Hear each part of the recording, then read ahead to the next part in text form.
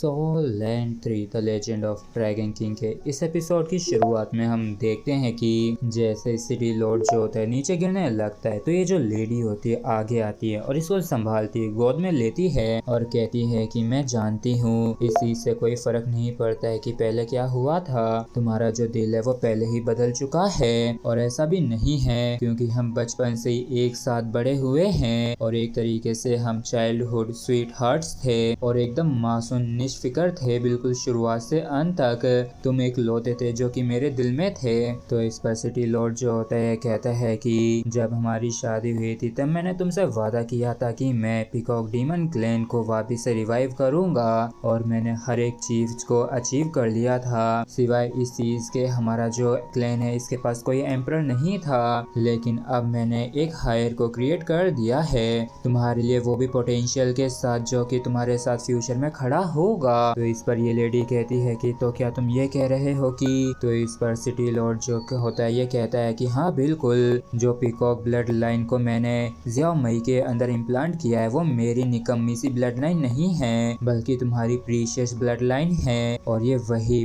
Agency blood है जो कि तुमने मुझे दिया था और भी ज्यादा ब्लड लाइन पावर को अवेक करने के लिए। तो इस वजह से तुम्हारा जो ब्लड है वो भी इसकी रगों में दौड़ रहा है। तो एक तरीके से ये जो लड़की ये भी तुम्हारी बेटी ही है और यहाँ तक कि अगर तुमने इसे 10 महीनों तक पाला नहीं है लेकिन इसकी जो powerful peacock transformation blood line है वो तुम्हारी दी गई हेरिटेज है जो कि true peacock great demon emperor का हेरिटेज है। इसलिए प्लीज इस बच्चे जियाओ मई से नफरत मत करना क्योंकि ये जो बच्चे ये काफी स्मार्ट और काइंड है और इसका ये जो कोल्ड एक्सटीरियर है ये तो बस एक बाहरी दिखावटी है जो कि क्लैन के द्वारा इसको सप्रेस करने की वजह से आया है और मैं बस उम्मीद करता हूँ कि तुम इसे सपोर्ट करोगी और इस तरीके से मैंने बदले में तुम्हें एक एम्परर दिया है और इसी से कोई भी फर्क नहीं पड़ता है कि वो लिन जीमो कितना बड़ा कमीना है लेकिन वो किसी भी हाल में अपनी खुद की बेटी को नुकसान नहीं पहुंचाएगा और जियाओ मई के पास white tiger great demon emperor की ब्लड लाइन है और तो और सी रेस का सपोर्ट भी है। तो जब ये एक एम्परर बन जाएगी तो जियाली सिटी जो है ये और भी ज्यादा स्टेबल हो जाएगी जो कि एकदम हर चीज में परफेक्ट होगी। तो इस पर ये लेडी जो होती है कहती है कि तुमने यहाँ तक कि इतना कुछ सब प्लान किया है लेकिन तुम्हारा क्या, तुमने अपना ख्याल भी रखा क्या। तो इस पर ये जो क्लैन लीडर होता है ये कहता है कि मैं कोई सेंट नहीं हूँ बल्कि तुम तो मुझे चालबाज धोखेबाज समझ सकती हो, लेकिन जो भी हो पीकॉक डीमन क्लैन के खातिर और उस वादे के खातिर जो कि मैंने तुम्हारे साथ किया था कि मैं ऐसा जरूर करूंगा, यहाँ तक कि अगर इसके लिए मुझे अपनी जिंदगी को दांव पे भी लगाना पड़े। तो इस पर ये जो लेडी होती है कहती है कि मरना मत, मैं तुमसे भीख मांगती हूँ कि प्लीज तुम मरना मत। और तभी मई गोंगसी की जो रियल मदर होती है वो यहाँ पे आगे आने लगती है और ये वांग क्विंग से कुछ कहने ही वाली होती कि तभी वांग क्विंग जो होता है कहता है कि मुझे माफ कर दो सू क्वीन, मैंने असल में तुमसे झूठ बोला था, मैंने असल में कभी भी तुमसे सच्चा प्यार किया ही नहीं क्योंकि काफी ज्यादा कम उम्र से मेरा जो दिल था वो पहले से किसी और के लिए धड़कता था जिसमें किसी और के लिए कोई जगह नहीं थी। तो सू क्वीन जो होती है ये कहती है कि मैं जानती हूँ जब तुमने मुझसे कहा था कि तुम मुझसे प्यार करते हो बल्कि असल में तुम तो मुझे इस्तेमाल कर रहे थे,